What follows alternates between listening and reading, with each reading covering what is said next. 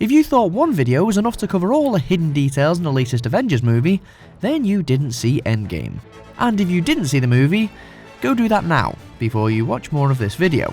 Welcome back to The Binger, guys. We have a bunch of spoilers in this video, and they all relate to the plethora of fun shoutouts and references hidden in Avengers Endgame. But I'm good. You're good? Avengers Endgame makes it pretty clear how the rules of time travel work in the MCU, before the characters begin collecting the Infinity Stones. A semi-hulked out Bruce Banner explains that messing around in the past won't affect present events. Basically, it's Dragon Ball Z time travel rules, and that's why they can't just beat up baby Thanos to prevent the snap. For the majority of the movie, Endgame avoids the usual pitfalls and cliches of time travel movies, until an older Captain America shows up. After defeating Thanos, Steve Rogers travels back in time to return the Infinity Stones and Thor's hammer to their rightful places in history.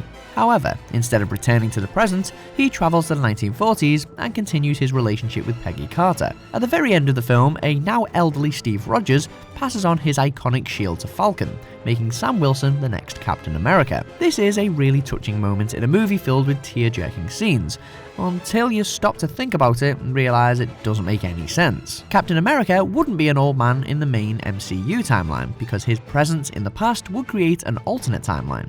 Even if this scene wasn't breaking the movie's time travel rules, it also implies that Steve Rogers didn't prevent some of the worst moments in history since the 1940s. It just doesn't make sense for either the character or the rules put in place by the movie.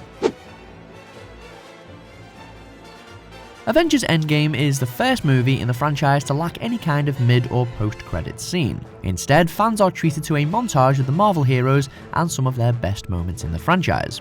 At the very end of the credits sequence, a distinct metal hammering rings out as the screen goes dark. If you were hung out in your theatre until the very end of the credits, I know I was, this might have been a bit disappointing for you. After all, everyone wants to know what's next for the MCU besides Spider-Man Far From Home, which is apparently taking place before Infinity War now. While this hammering doesn't hint at the franchise's future, it does call back to its incredible past. The distinct hammering at the end of the credits references a scene in the first Iron Man movie. Forced to develop weapons in a cave by terrorists, Tony Stark builds the Mark I Iron Man suit. The hammering in the credits specifically references when Stark hammered the first Iron Man helmet into shape and began his life as a superhero. This post-credits moment may not have been the look to the future that fans were hoping for, but it's still a nice acknowledgement of the film that started the MCU.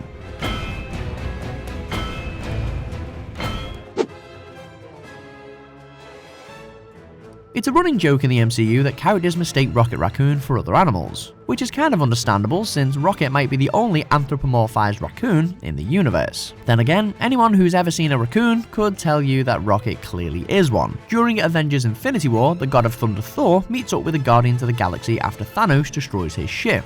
After getting into a bro-down with Peter Quill, Thor refers to Rocket Raccoon as a rabbit and calls him the smartest member of the Guardians. This, of course, both surprises and confuses Rocket. While many fans chalk this up to Thor's limited experience with the universe outside of Asgard, Endgame makes it seem like this might be cultural confusion. In Endgame, Asgard soldiers refer to Rocket as a rabbit when he's running away from them with the freshly extracted Reality Stone.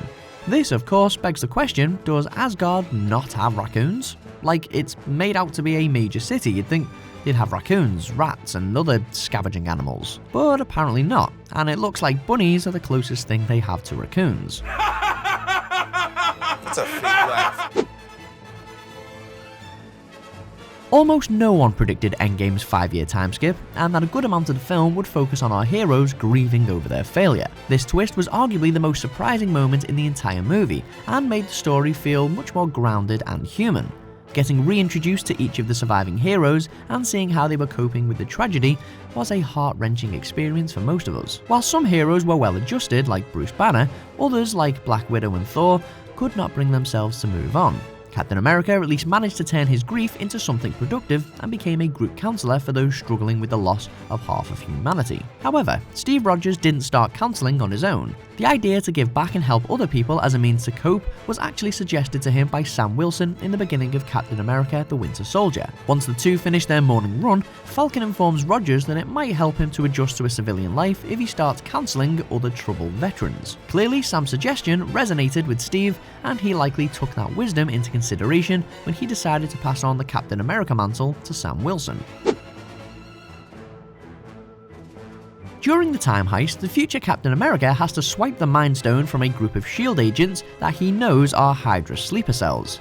In a moment that seems like it will be a recreation of the Winter Soldier's famous elevator fight, Rogers manages to defuse the situation. He merely whispers "Hail Hydra" to a traitorous agent, and that's enough to convince him to hand over Loki's scepter.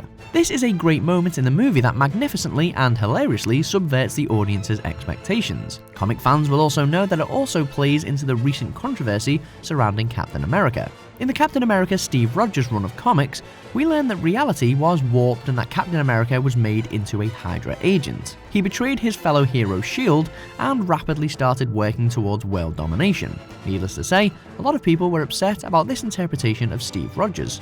Premiering in the politically tumultuous year 2016, many readers felt it wasn't the best time to have a symbol of virtue transform into a villain. Endgame, though, takes the moment of Captain America saying "Hail Hydra" and recontextualizes it to have a more fun and light-hearted meaning. At the end of Endgame, Thor makes Valkyrie the Queen of Asgard in a scene weirdly similar to the end of the movie The Big Lebowski.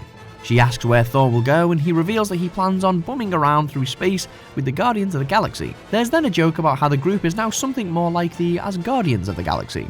Comic book fans will know that this is actually a reference to a recent series of comics also known as Asgardians of the Galaxy. Here, a group of characters directly or indirectly connected to Asgard have to band together to defeat the mysterious destroyer. Premiering in September of 2018, this run of comics is still pretty new, and it's awesome that Endgame gave it a shout out. Thematically, Guardians of the Galaxy blends the divine and cosmic elements of the Marvel Universe in some fun and interesting ways. Perhaps this alliance in the MCU hints that Guardians of the Galaxy Volume 3 will strike a similar tone. At the very least, Thor should be a useful asset in battling against the implied antagonist of the movie, Adam Warlock. That is, if the Guardians can get Thor to put down Fortnite long enough to help them out. Anthony and Joseph V. Russo directed Avengers Endgame, along with Captain America the Winter Soldier, Civil War, and Avengers Infinity War. It's safe to say that the two are some of the most successful directors working today, and it's surprising to learn how varied of a career they've had. They also appear to be spreading their good fortune around by including actors from their previous projects in their Marvel Cinematic Universe movies. Beginning in 2009, the Russo brothers would serve as executive producers and directors for the first few seasons of the NBC sitcom Community. The show would go on to become a critical success and greatly furthered the careers of pretty much all involved. That's why it was pretty fun to see actors from Community make cameo appearances in Avengers Endgame. The first Community actor we see in this film is Ken Jeong, who is the security guard of the office that Scott Lang gets trapped in. This appearance also references the fact that Jeong's character, Ben Chang, was briefly a security guard in Community. The other Community cameo in Endgame is Yvette Nicole Brown, who played Shirley, appearing in the 1970s S.H.I.E.L.D. base. These appearances didn't play a huge role in Endgame, but they're still a fun treat for audience members who are both Marvel and Community fans. Shakira.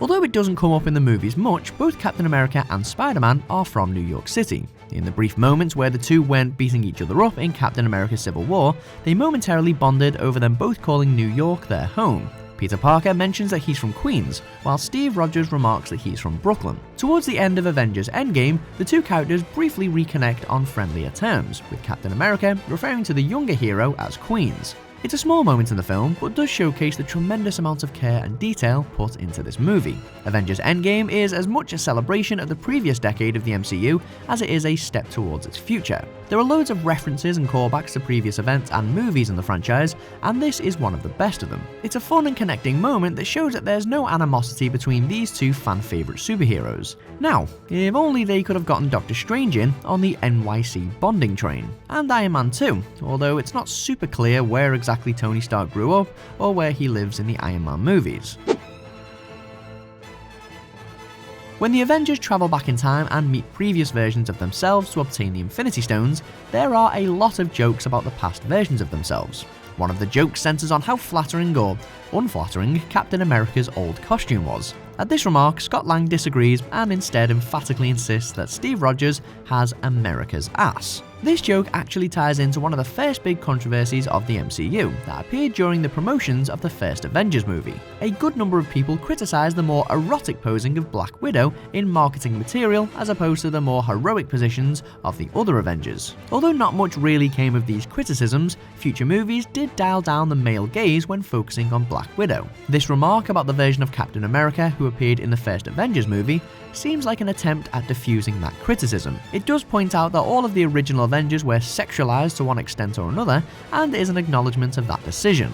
Or maybe it's just an excuse for us to appreciate Captain America's butt one last time, as it doesn't seem like he'll make another appearance in the MCU anytime soon. There are a lot of recurring locations in the Marvel Cinematic Universe, but some are more subtle than others. In Avengers Endgame, the surviving citizens of Asgard create New Asgard in a coastal town in Norway. Although it isn't explicit, it's heavily implied that this is the town of Tonsberg, which appears numerous times in the MCU. In the first Thor movie, Tonsberg is where Odin first pushed back the Frost Giants and prevented their invasion of Earth. Then, in the first Captain America movie, the Red Skull takes the Tesseract, or Space Stone, from a group of Odin worshippers hiding it. With so much history tied to the location, it's appropriate that New Asgard would rise up from the post-snap ashes of Tonsberg. It also seems pretty likely that the location and its inhabitants will pop up again in the MCU, hopefully during a Valkyrie solo movie. Regardless though, it's nice that Avengers Endgame pays tribute to this location in what feels like the finale to this era of MCU movies. Not every acknowledgement of previous events needs to be a big and flashy affair, and this quiet reference was a nice relief from the breakneck pace of the rest of the movie. It's kind of messed up that none of the Asgardians took a minute to help Thor through his depression, but they were pretty busy building up their new home, so it's at least kind of understandable.